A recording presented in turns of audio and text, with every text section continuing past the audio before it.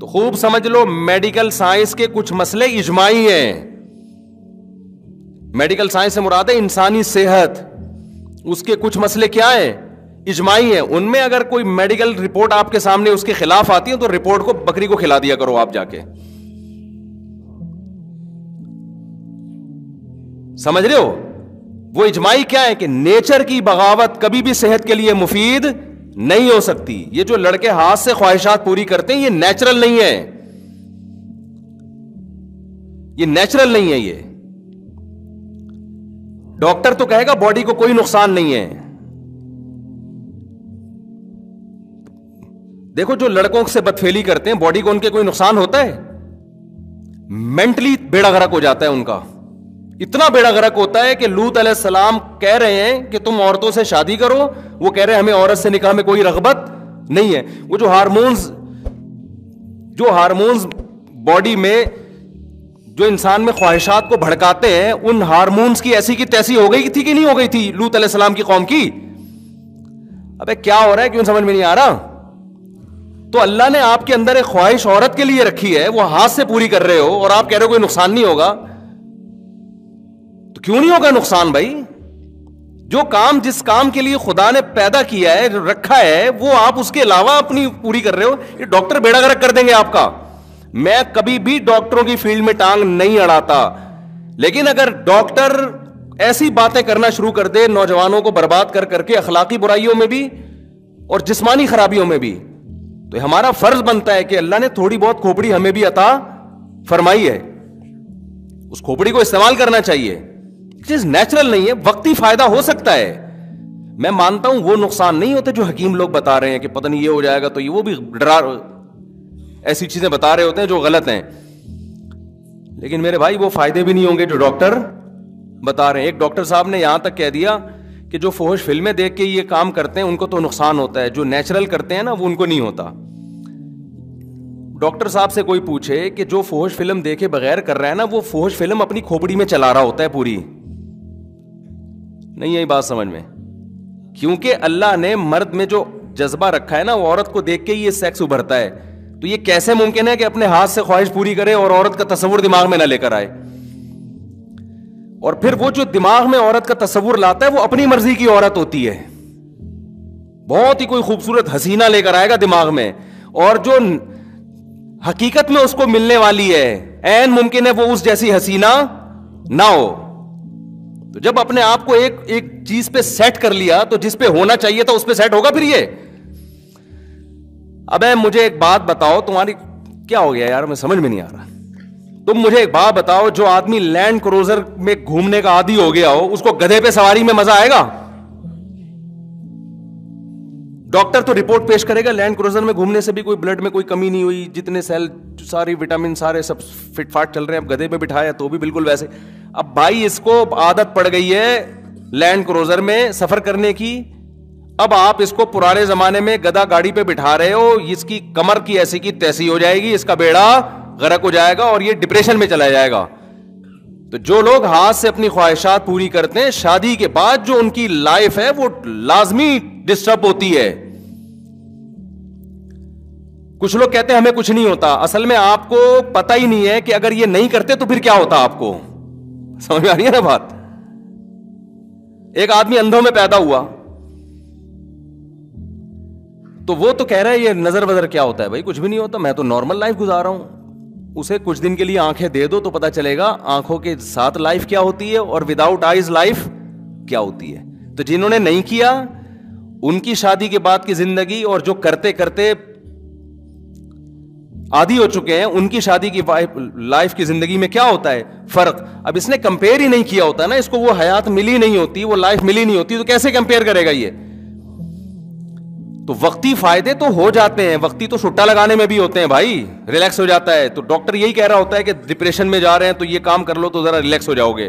وقتی طور پر سب کچھ ہوتا ہے, فائدہ ہوتا ہے, لیکن اس کے دورس نتائج وہ نقصان دہ ثابت ہوتے ہیں.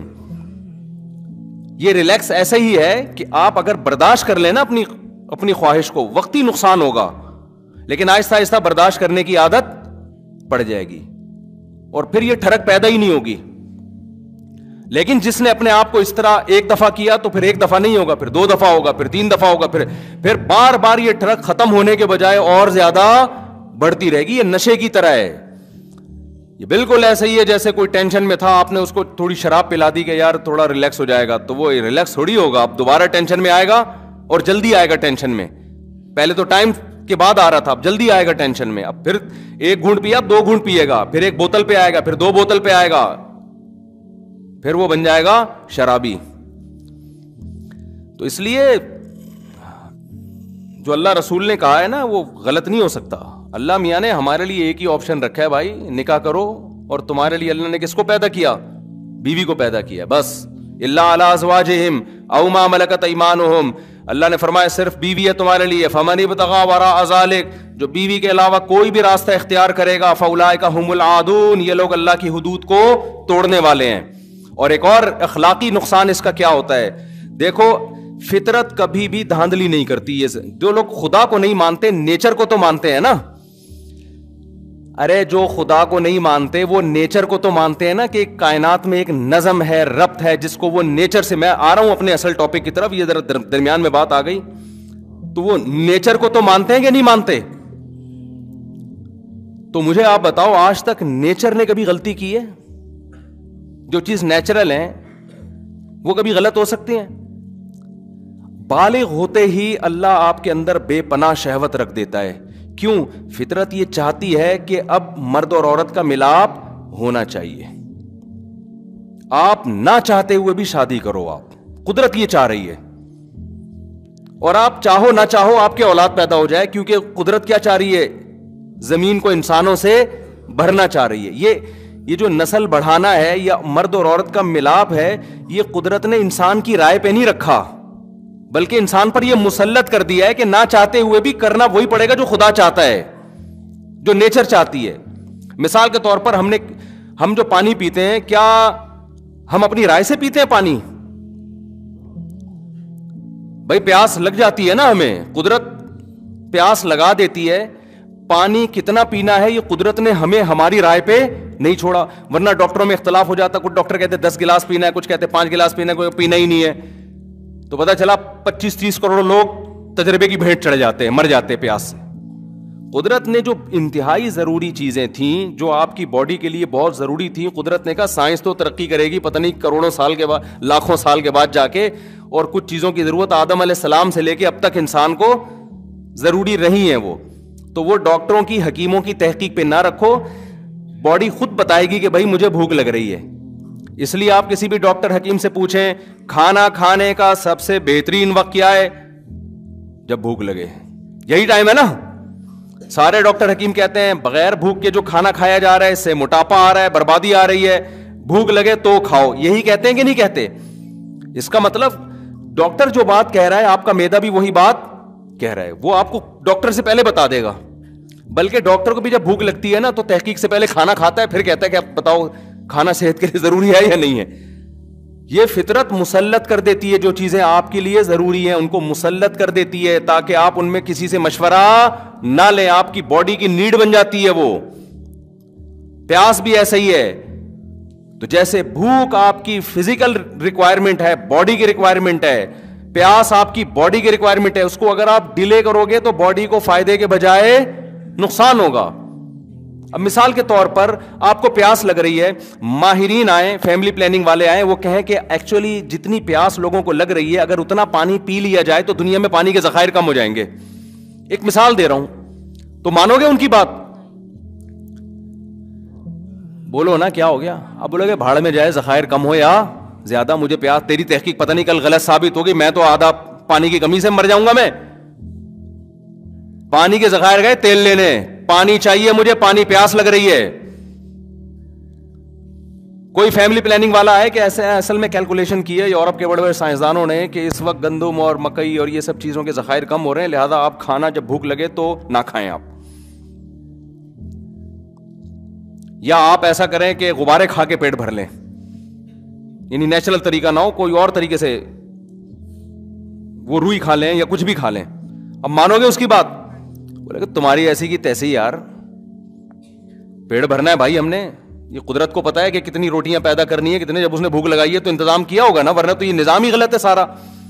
تو یاد رکھو جیسے بھوک لگنا باڈی کی ریکوائرمنٹ ہے, پیاس لگنا باڈی کی, تو ایسے ہی جو جسم میں سیکس کی ایک خواہش پیدا ہوتی ہے یہ بھی آپ کی باڈی کی ریکوائرمنٹ ہے. یہ ہندو کو بھی ہوگی, مسلم کو بھی ہوگی, عیسائی کو بھی ہوگی, حضرت جی کو بھی ہوگی, مفتی صاحب کو بھی ہوگی, ایک چور کو بھی ہوگی. اس میں بزرگ بعد میں ہوتے ہیں, مفتی صاحب آدمی کیا ہوتے ہیں, بولو نا پہلے ہوتے ہیں. یہ ہر آدمی کا ہے, یہ باڈی کی ہے, باڈی کی نیڈ ہے. تو جب خدا نے آپ کی بھوک لگائی تو روٹی کا انتظام کیا اس نے نا, بارشیں برسا کے نباتات پیدا کر کے. تو مرد کو جب اللہ نے شہوت کی بھوک لگائی تو اس کے لیے عورت کا انتظام اللہ نے کیا. عورت کو جب شہوت کی بھوک لگی تو اس کے لیے مرد کا انتظام خدا نے کیا. اب یہ دونوں کا ملاپ ہوگا اور اس کے نتیجے میں آٹومیٹیکلی بچے پیدا ہوں گے. ان میں کسی بھی پروسیس کو آپ نے روکنے کی کوشش کی تو فیملی پلاننگ والے تو خوش ہو جائیں گے, انسانیت کا بھی بیڑا غرق ہوگا اور خدا بھی ناراض ہوگا. سمجھ میں نہیں آ رہی میرا خیال ہے بات, کیونکہ اس کا مطلب ہے خدا کا نظام ہی غلط ہے. پھر اب جو ہاتھ سے اپنی خواہش پوری کرتے ہیں وہ خدا کو, اس نظام کو کیا کر دیتے ہیں, خلل پیدا. کہ خدا نے خواہش رکھی تھی تاکہ تم نہ چاہتے ہوئے, اب دیکھو جو آدمی سائنسدان ہے, پڑھائی والا ٹائم نہیں ہے اس کے پاس, ایکچولی ملک میں ترقی اور یہ وہ, بھوک لگ رہی ہے کھا نہیں رہا, نتیجہ کیا نکلے گا, وہ مجبور ہو کے کھائے گا. یار کھا کے پیٹ بھرو تاکہ میں پڑھائی میں زیادہ توجہ لگاؤں, یہی کرے گا نا وہ. اگر اس کی رائے پہ رکھ دیتے تو وہ کہتا کہ 6 مہینے بعد اکٹھے ایک ٹیکا لگا دوں گا تاکہ میری جو کمی ہوئی ہے نا پوری ہو جائے. یہی کرے گا نا وہ, کھائے گا وہ کہے گا نہیں یار یہ کھانا ضروری ہے, کیوں بھائی, تاکہ میرا دماغ ادھر لگے پڑھائی میں, یہ خواہش میری پوری ہو. بالکل اسی طرح جب انسان بالغ ہوتا ہے, عورت بالغ ہوتی ہے, تو اس میں اللہ نے یہ ڈیزائرز پیدا کر دی ہیں. اب ان ڈیزائرز کا طریقہ یہ ہے کہ جو فطری نیچرل طریقہ اللہ نے جانوروں میں رکھا ہے وہ انسانوں میں رکھا ہے, کہ نر اور مادہ کا ملاپ ہو. یہ ملاپ آپ کے نہ چاہتے ہوئے بھی کیا ہوگا, یہ کرنا پڑے گا آپ کو, تاکہ آپ کا دماغ کیا ہو, اسٹریس آپ کی, بولو نا, ختم ہو. اور پھر نتیجے میں اولاد آپ کے ہوگی, کیونکہ قدرت اس کے ذریعے کچھ اور کام لے رہی ہے. وہ کیا ہے کہ قدرت نسل بڑھانا چاہتی ہے, اس لیے کہ آپ نے مرنا ہے آگے چل کے, نئی نسل نے آنا ہے. اگر آپ ہی ہمیشہ رہتے نا اس دنیا میں, آج جب آبادی کی بات ہوتی ہے نا تو یہ ایسے شو کیا جاتا ہے جیسے یہ آبادی ہمیشہ رہے گی. بھائی یہ تو سارے مر جائیں گے کل جا کے, بڈھے اور آہستہ آہستہ سب بڑھاپے کی طرف جا رہے ہیں, تو نئی نسل آئے گی. تو یہ سب چیزیں قدرت نے آپ کے اختیار میں نہیں رکھی. اگر آپ اس میں دخل اندازی کرو گے تو آپ کی سوسائٹی کو بھی نقصان ہوگا, کیونکہ قدرت مرد اور عورت کے ملاپ سے کچھ حکمتیں حاصل کرنا چاہتی ہے. تو وہ اللہ نے مرد اور عورت پہ نہیں رکھا ہے, وہ ایسا مسلط کر دیا ہے کہ نہ چاہتے ہوئے بھی ہوگا. تو اگر آپ زنا کی طرف جاؤ گے یا آپ ہاتھ سے خواہشات پوری کرو گے تو قدرت کا وہ نظام کیا ہوگا, الٹا ہو جائے گا, وہ خراب, جیسے کہ ہو رہا ہے. لڑکیاں گھروں میں بیٹھی بیٹھی بڈیاں ہو رہی ہیں اور لڑکے یہ کام کر رہے ہیں بیٹھ کے, ان کی خواہش یہاں سے پوری ہو رہی ہے تو وہ شادی کہاں کریں گے. وہ بھی ڈپریشن میں جا رہی ہیں, یہ بھی ڈپریشن میں جا رہا ہے. ایک سارا ستیہ ناش کر دیا پورے نظام کا. تو اس لیے شریعت نے حکم دیا اس میں اللہ پہ اعتماد اور توکل کرو, نکاح کرو, اور توکل کس پہ کرو, جیسے بھوک لگ رہی ہوتی ہے تو کھانے کا انتظام کیا جاتا ہے, اور توکل کس پہ کیا جاتا ہے, اللہ پہ, کہ یار کھانا تو کھانا ہی ہے. آپ کے پاس پیسے ہیں, آپ نے کہا 2 روٹی کھا لی تو یار یہ تو خرچ ہو جائیں گے, کل کیا کروں گا. ابے بھائی تو کھا پہلے اس کو, کل کی کل دیکھی جائے گی, یہ ضروری خرچے ہیں. تو نکاح بھی کیا ہے, ضروری ہے, یہ تو کرنا ہی کرنا ہے. پیسے ختم ہو جائیں گے تو پھر دیکھیں گے کیا کرنا ہے, یہ تو کرنا ہی کرنا ہے.